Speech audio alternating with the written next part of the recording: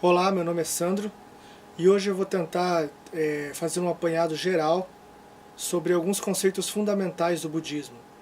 Conceitos esses que, quando compreendidos, vão ajudar vocês a interpretarem tratados budistas, textos budistas, a entenderem melhor o contexto e o significado de alguns textos. Bem, vamos lá. Primeiro, vou falar sobre a história de Siddhartha Gautama.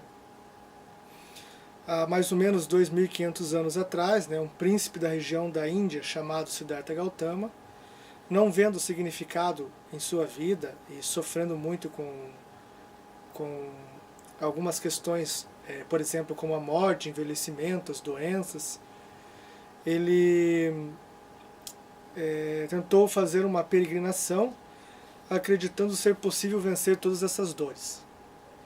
Em sua primeira tentativa, ele creu ser necessário abdicar de todos os prazeres, de todas as sensações, Então ele foi para o asceticismo severo, digamos assim. Passou fome e tal, mas não conseguiu atingir o seu objetivo. Então, após meses de meditação, ele entendeu que esse caminho de punição, de autopunição, não levaria a lugar nenhum. Então ele começou a perceber que sua vida não teria que ser levada a esses extremos. Ele percebeu que ela deveria ser vivida em equilíbrio. Ou seja, você não ser escravo dos prazeres, mas também não renegá-los completamente. Por essa razão, o budismo ele é conhecido como uma religião que prega o equilíbrio. E este ensinamento é conhecido como o caminho do meio.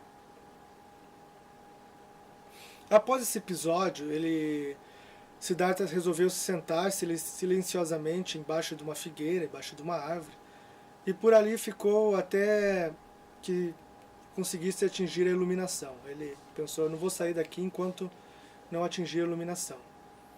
A iluminação, ela não é nada mágico, nada místico, ela é simplesmente uma percepção da realidade nua e crua, e o entendimento dos porquês do sofrimento humano, foi o que levou Siddhartha Gautama a procurar as suas reflexões, exatamente os sofrimentos humanos.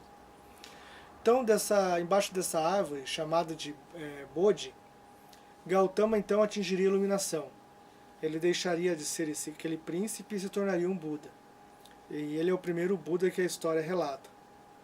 Dessa experiência transcendente, ele começou a elaborar conceitos que seriam a base do budismo. Então agora eu vou falar rapidamente alguns desses conceitos importantíssimos para que você entenda o que é o budismo. As 4 nobres verdades. Essa foi o primeiro ensinamento de que Siddhartha chegou após a sua iluminação. Foi a primeira verdade que ele percebeu, descobriu. São as primeiras verdades, A primeira delas diz que tudo na vida é sofrimento. A segunda diz que o sofrimento é gerado pela ambição. E a terceira que é possível vencer o sofrimento. E a última, que o modo de vencer esse sofrimento é praticar o caminho do meio. Mais tarde eu vou dizer o que é esse caminho do meio.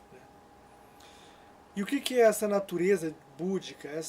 Quando você chega à iluminação, você começa a viver em conformidade com essa natureza de Buda, que é o porquê, que é, digamos assim, a razão de nossa existência.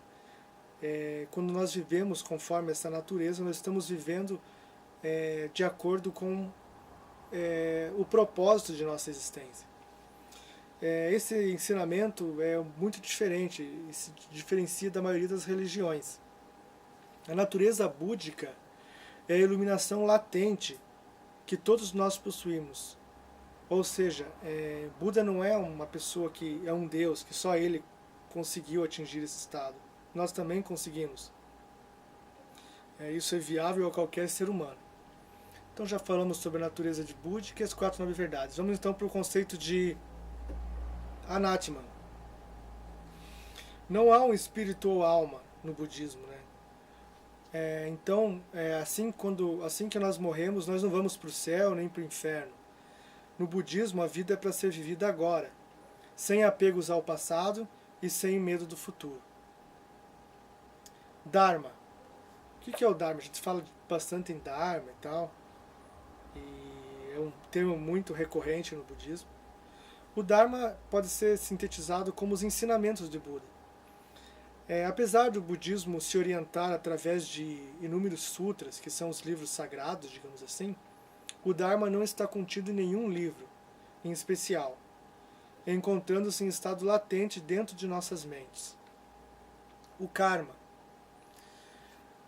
O que seria o karma? O karma são consequências de nossas ações. Os karmas positivos são oriundos de boas ações, e os negativos são gerados a partir da nossa ignorância. Então já vimos as 4 nobres verdades, a natureza de Buda, a Anatma, o Dharma, que são os ensinamentos, e agora acabamos de ver o que significa karma. Caminho do meio ou caminho do óctuplo, né? Que a 4ª nobre verdade diz que é possível vencer o sofrimento obedecendo, praticando esse caminho do meio ou caminho óctuplo. São 8 ações. Né? E essas ações são as seguintes. O conhecimento correto dos ensinamentos, é o primeiro. 2, a atitude correta, que é pensar o bem. 3, a palavra correta, não mentir e não usar palavras ásperas. 4, a ação correta, não prejudicar nenhuma pessoa ou animal. 5, ocupação correta, que não cause sofrimento aos outros, empregos, por exemplo, que você não prejudique outras pessoas ou nenhum outro ser senciente. 6, o esforço correto, que é pensar antes de agir, uma coisa que a gente tem que se autocontrolar e se doutrinar para isso. Né? 7, que é o pensamento correto, manter-se alerta e consciente, não se deixar levar por sensações, instintos, ou pelo menos tentar minimizar essa ação e estar sempre com a sua razão controlando a sua vida, o seu discernimento acima de suas ações impensadas e reações que geralmente levam sofrimento ao próximo.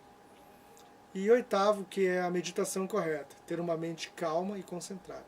Eu sei que esses 8 princípios são complicados de se seguir, né?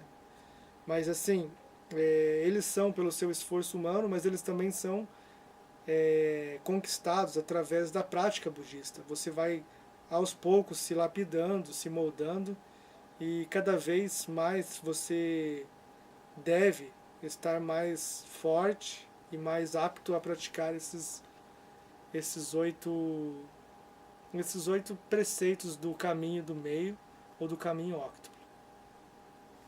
Agora eu vou falar um pouco sobre os símbolos ou os mantras que são usados no budismo. Os símbolos ou mantras são meios de se cultivar e interiorizar os ensinamentos para que o praticante não desanime. É o que eu falei, né? Com a prática budista você utiliza de símbolos e mantras e assim você vai se moldando, né? E assim você deixa o desânimo de lado e prossegue no caminho da iluminação. Então é essa a razão que do porquê os budistas entoam os mantras, meditam, oram, acendem incenso diante de altares. Né? Quando nós budistas fazemos essas práticas, nós não estamos nos relacionando a nenhuma entidade mística, nenhum deus, nenhuma divindade ou santo, qualquer coisa do gênero. Né? Mas esses estados eles estão dentro da nossa mente. Nós estamos, na verdade, elevando estados mentais positivos através dessas práticas. Né? Então, os deuses budistas eles estão todos contidos na mente. O inferno e o céu no budismo, eles não são lugares como no cristianismo, um estado, você morre, vai para o inferno, vai para o céu. Né? O inferno e o céu ocorrem aqui na Terra. Por exemplo, um estado de sofrimento, um estado de angústia, um estado de dor seria um inferno budista. E por sua vez, um estado de serenidade, de calma, de autocontrole seria o céu. Então, o inferno é quando você enxerga a realidade distorcida, degenerada, quando você está iludido com alguma situação e com isso você sofre. E o céu é exatamente o contrário, quando você está se despindo das ilusões e vivendo a verdade de maneira mais autêntica e autônoma. A impermanência, outro conceito budista. Impermanência é que no budismo tudo acaba. A vida, os relacionamentos, os casamentos, as fases da vida, né? Tudo isso ele termina. Então não há nada de eterno e permanente no budismo. Então ele é bem pé no chão e realista nesse ponto, né? E o sofrimento ocorre exatamente quando você está apegado a uma dessas fases efêmeras e não se conforma com a finitude dessas fases. Então isso seria impermanência. Agora vamos para a interdependência, também um conceito bem utilizado no budismo. A interdependência diz que não é possível você realizar uma ação isolada. Tudo que a gente faz isso, tem consequências, então são ações e consequências, né? Causa e efeito. Então, tudo que eu faço, por exemplo, isso impacta de alguma forma na vida, na minha vida e na vida dos outros seres, do próximo. Né? Então, essa é mais uma razão para que a gente medite sobre nossas ações e evite, né, se autocontrole, use o autocontrole, né, e evite agir de maneira irracional ou impulsiva, porque isso vai acumulando karmas negativos. Né? Isso seria o karma, na verdade, como já foi dito. A felicidade. A felicidade no budismo ela não está ligada a conquistas ou realizações pessoais, mas ela está ligada à prática do bom karma. Para acumularmos esses karmas positivos, é necessário cultivarmos a nossa natureza búdica, como já tinha dito. E para que isso aconteça, é sugerido que a hipocrisia religiosa, a religiosidade que nós temos, seja substituída por uma busca sincera da verdade. Essa nobre causa consiste em, primeiramente, consertarmos a nós mesmos, como já disse, para que em seguida possamos manifestar frutos de compaixão aos seres sencientes, às pessoas que nos rodeiam, e que assim nós possamos atuar como testemunhas vivas da paz de espírito. A sabedoria, enfim. A sabedoria ela é apresentada, ela é representada, melhor dizendo, no budismo como aquele terceiro olho, né, que geralmente nas estátuas, nas pinturas de Buda, aparece um ponto aqui no meio que seria um terceiro olho, aquele olho que enxerga além das aparências, né, enxerga a essência. Né, e esse olho enxerga através da luz do Dharma. E essa luz é a luz que promove o discernimento de todas as ocasiões e também que valoriza as relações entre o indivíduo, né, e o meio que o cerca. Bem, existem muitos outros conceitos, mas acho que para começar esses seriam os principais. Então, enfim, para o budista não há nenhuma salvação, não há Deus, né? Há o aqui e agora, né? O caminho espiritual, que é uma via heróica, sem nenhum elemento externo, nenhum Deus, nada, que determine o êxito desse caminho espiritual. Por isso, no budismo, se fala em libertação das cadeias da ilusão. Libertação da ideia de um eu permanente, ilusório, né? Isso tudo sem perder também de vista, né, o otimismo em relação ao sentido da vida. Por muitas pessoas acusam o budismo de ser nihilista, mas isso não é verdade, exatamente ao contrário, nós somos espiritualistas, nós temos uma espiritualidade também. Apesar de não crer em vida eterna e tal, há uma razão para estar aqui, há um propósito que é manifestar o Dharma e fazer o bem. Não existe uma recompensa eterna, mas o próprio bem é a recompensa. Buda, quando disse ser possível vencer os sofrimentos, ele não se referia a fazer com que magicamente a realidade deixasse de ser impermanente. Seus ensinamentos eles procuram mostrar que enquanto nós estivermos iludidos com as ideias de eternidade, só vamos agregar sofrimento às nossas vidas. A ilusão gera essa expectativa, a expectativa sempre gera sofrimento, e assim é preciso entender e se conformar com essas regras da vida, deixando as ilusões de felicidade egoísta para trás. Bem, espero que eu tenha ajudado mostrando esses conceitos básicos. Convido vocês a curtirem esse vídeo, compartilharem, a se inscreverem no canal e também entrem no site.